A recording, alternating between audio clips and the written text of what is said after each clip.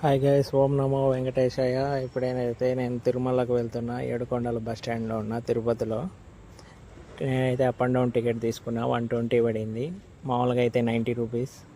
తిరుమలకి నాకు 40 మినిట్స్ పట్టింది బస్సు ఎక్కాక. తిరుమల కొండ చూడండి ఎంత బాగుందో. కింద ఎంత ఎండ ఉన్నా కానీ పైన కొండ పైన మాత్రం బాగా చల్లగా ఉంది. ఈ సమ్మర్ అయినా కానీ దేవుడి ప్రత్యేకత అంత బాగుంటుంది. కొండల మధ్యలో ప్రకృతి మధ్యలో వెళ్తూ ఉంటే చాలా చల్లగా ఉంది.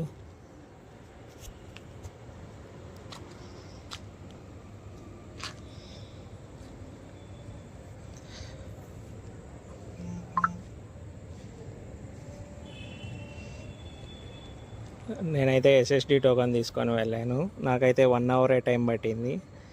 టోకెన్కి ఒక 3 అవర్స్ లైన్లో వెయిట్ చేశా. లైన్ వెయిట్ చేసిన కాబట్టి నాకు 1 అవర్లో దర్శనం అయింది కాబట్టి చాలా హ్యాపీగా ఉంది. ఫస్ట్ అయితే నేను వరాహస్వామిని దర్శనం చేసుకున్నా. తిరుమల కొండ స్వామిదే కాబట్టి ఫస్ట్ వరాహస్వామిని దర్శనం చేసుకుంటే మంచిది. మళ్ళీ వెంకటేశ్వర స్వామిని దర్శనం చేసుకోవాలా. 30 మినిట్స్ టైం పట్టింది నాకు వరాహస్వామిని. ఈ 10 నిమిషాల దర్శనం కోసమే ఇంత కష్టపడి వెళ్తాము. స్వామివారిని చూస్తుంటే 2 కళ్ళు చాలవు.